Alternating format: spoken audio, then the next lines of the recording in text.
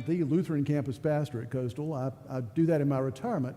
And I'm one of a group out there that's called the Chaplains Council. There are about 11 of us, and we work in an ecumenical context. We have been thoroughly vetted by the university. They did background checks on us. They got letters from our bishops or providing officials and that kind of stuff. So we have been invited to be part of a group that the Counseling Center and the Office of Student Affairs can call on when students out there have crises. We also pray for various events. I prayed for graduation, for example, and a day of remembrance. And so we're invited to do those kinds of things too. We don't replace the counselors in the counseling office. They're great. But when they have young people that come in and talk with them about issues of faith and they need some help, then they look to us. And we run the gamut in a faith kind of perspective because we go all the way from non-denominational to Greek Orthodox in terms of Christians, and now we even have a Muslim imam among the group.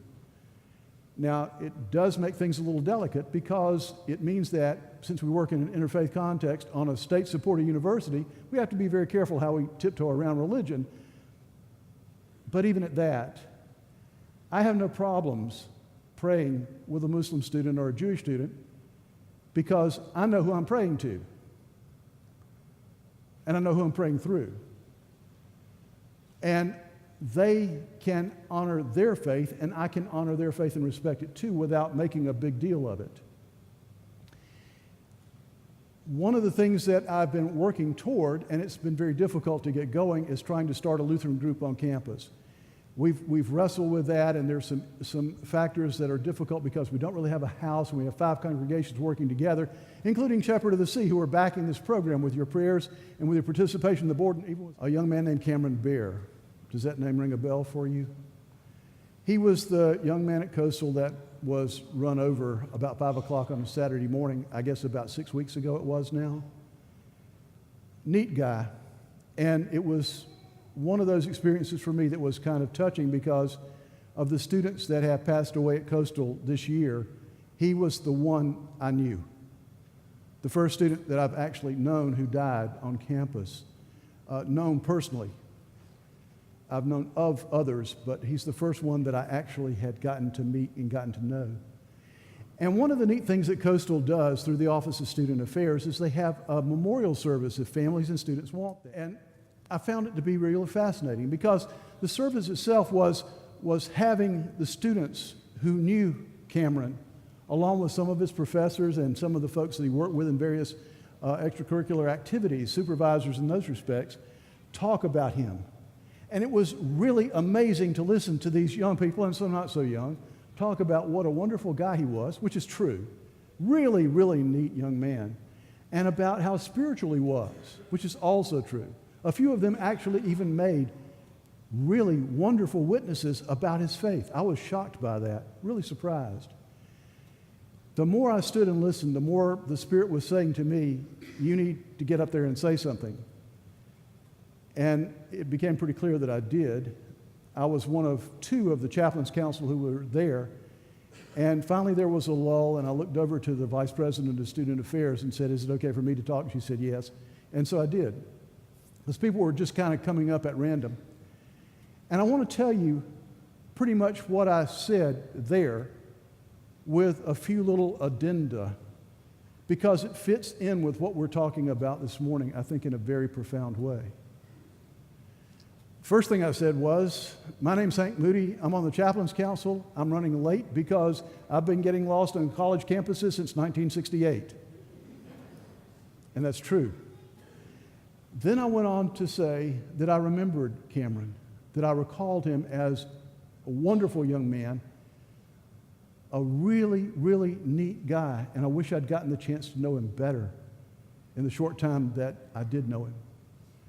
And then I said, I'm not here to save you. That's not my job.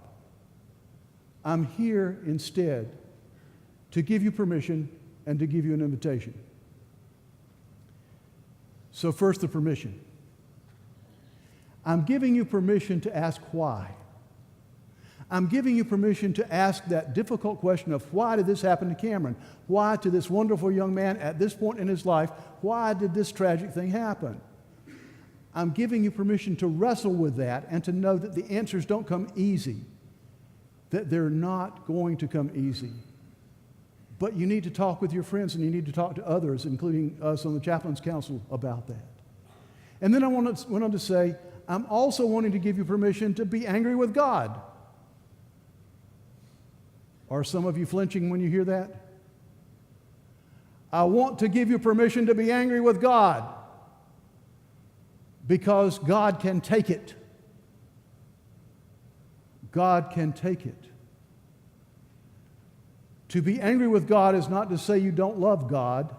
Quite the contrary. It's to say that you take God seriously. And I told them about my experience, that when I was a college student, that a 16-year-old young man who would have been my brother-in-law was killed in a traffic accident. And it was in that setting that I knew that it was okay to be angry with God and that God would not abandon me and God would bless my anger. And I said that bore well for me because years later when I became a pastor, my 16-year-old daughter was also involved in a traffic accident that took her life. And was I ever angry with God then? And sometimes I still am. It's okay to be angry with God. I didn't say this to them at the time. I wish I had. But something I've thought about a lot.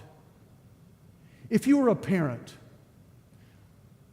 are you ever angry with your child? Yeah? Does that mean you don't love your child?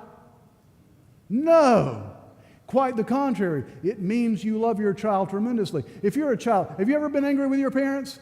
Yeah? I've been on both sides of that. Does it mean you don't love your parents? No.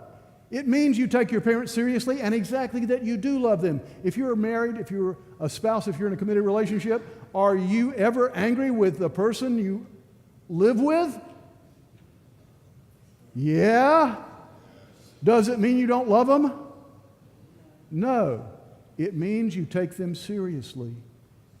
So if you have a loving relationship with God, who loved you into creation, who lived for you and died for you and rose again from you, is it okay to be angry with God? Absolutely. And if you don't believe that, go back and look at Jeremiah, look at Job to a certain extent, look at Jonah for sure, look at Simon Peter and Paul, and look at Martin Luther.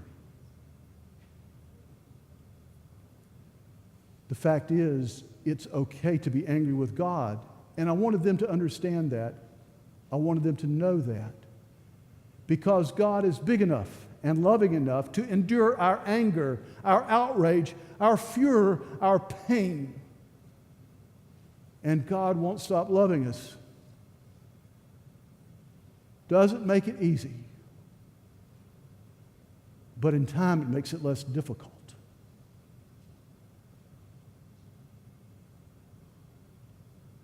The other thing I told these young people was the invitation. And that is if they needed somebody to listen to them while they were being angry with God, or while they were working with those why questions, that we were available to do that. By the way, I know that's true of Pastor Brad too. It's true of all of us who dare wear this, or at least it should be.